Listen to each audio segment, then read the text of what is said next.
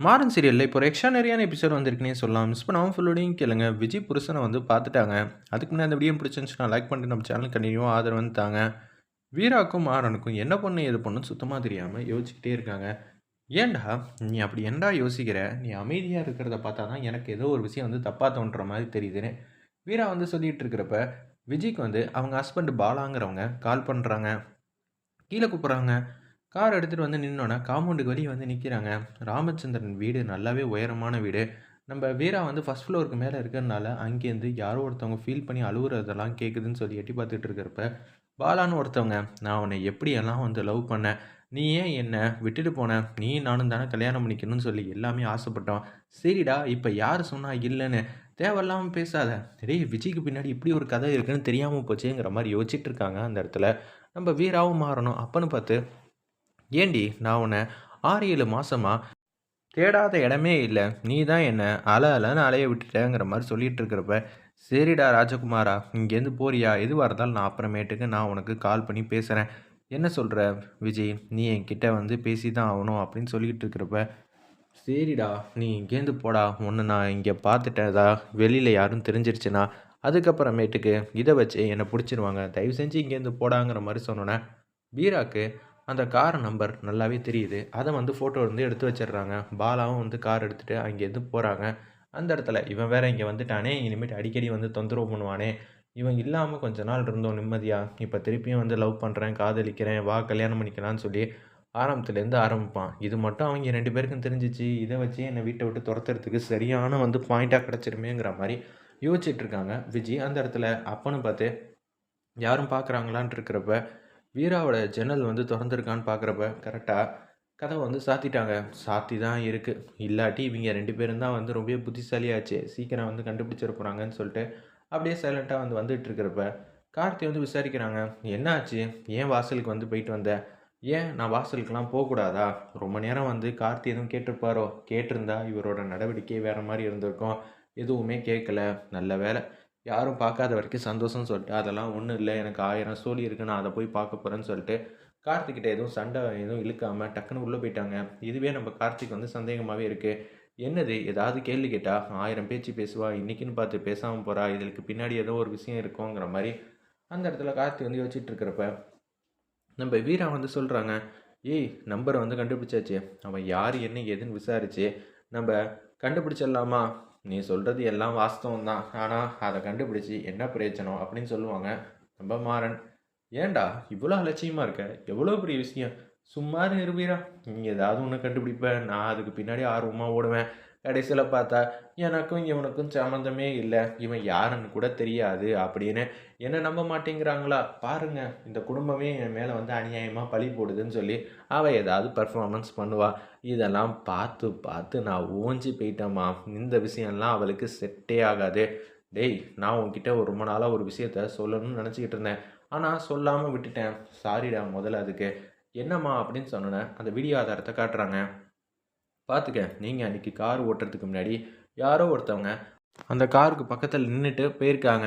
இவ தான்டா அது. யாரு என்ன ஏதுன்னு தெரியல. நம்ம குடும்பத்துக்கும் இவளுக்கும் என்ன சம்மந்தம்னு தெரிஞ்சுக்கிட்டா ரொம்ப வசதியா இருக்கும் அப்படின்னு சொல்றப்ப, ஆமா, இது எல்லாத்தையும் அண்ணிக்கிட்ட காட்டுனா என்ன அவங்க மனசு வந்து மாறிடுவாங்களா? அதுக்கெல்லாம் வாய்ப்பில்ல. "ஏய் முதல்ல இந்த பொண்ணு யாரு, என்ன ஏதுன்னு கண்டுபிடிக்கணும்" அப்படின்னு சொல்லும்போது, மாறன் தெளிவில்லாம அந்த வந்து விஷயத்த வந்து எனக்கு என்னன்னு பார்க்குறாரு. அதனால கண்டுபிடிக்கல. "ஏன்டா எதுலயுமே ஆர்வம் இருக்காத மாரி காட்டிக்கிட்டு இருக்க? நீ எப்போதும் ரொம்ப பரபரன்னு துருதுருன்னு இருப்பியேடா. எனக்கு என்ன செய்யறதுன்னு தெரியல வீரா. நான் இந்த குடும்பத்துக்காக அவ்வளோ இதெல்லாம் தியாகத்த பண்ணணும்னா கூட நான் யோசிச்சதே இல்ல. ஆனா அது எல்லாம் வீணா போச்சுன்னு நெனைக்கிறப்ப தான் எனக்கு ரொம்ப கஷ்டமா இருக்கு. இத்தன நாளா நான் இந்த பழிய சுமந்துகிட்டு இருந்த வரைக்கும், இந்த குடும்பம் எவ்வளோ சந்தோஷமா, நிம்மதியா இருந்துச்சு.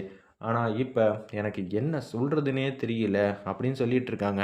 "இதுக்காக தானடா நம்ம இத்தன நாளா கஷ்டப்பட்டோம். இத விடு பார்த்துக்கலாம்" அப்படின்னு சொல்லும்போது, "தூண்டெல்லாம் போயிடக்கூடாது மாறா.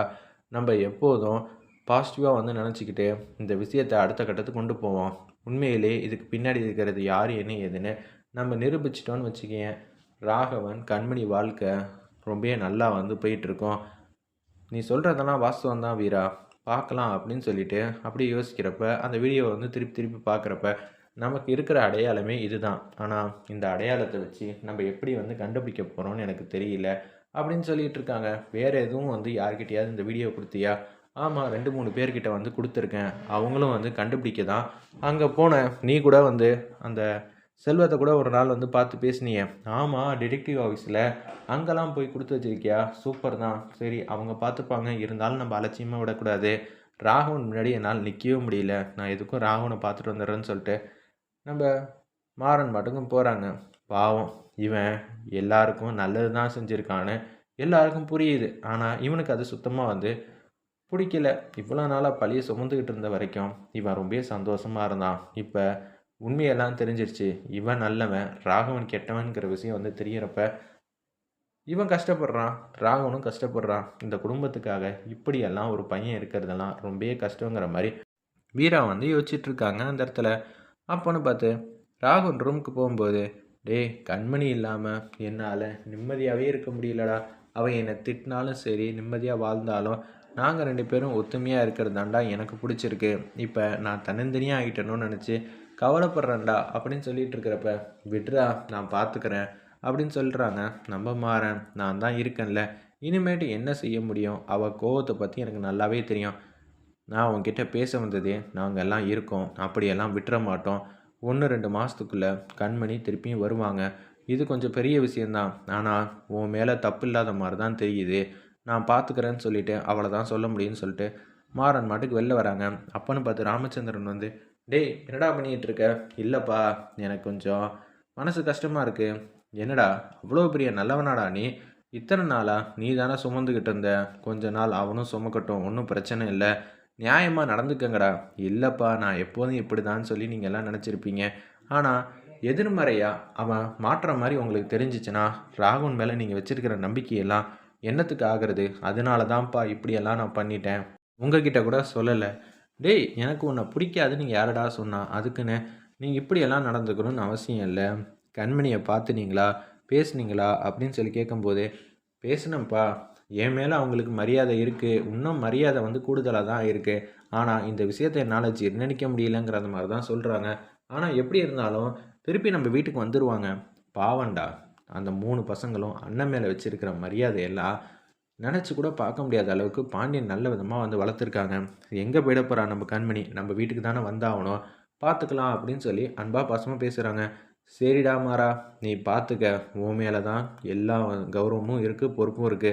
ராகவனுக்கு பெரியவனா இருந்தாலும் எதுவும் தெரியாது. நீ சின்னவனா இருந்தாலும் உனக்கு எல்லாமே தெரியுது.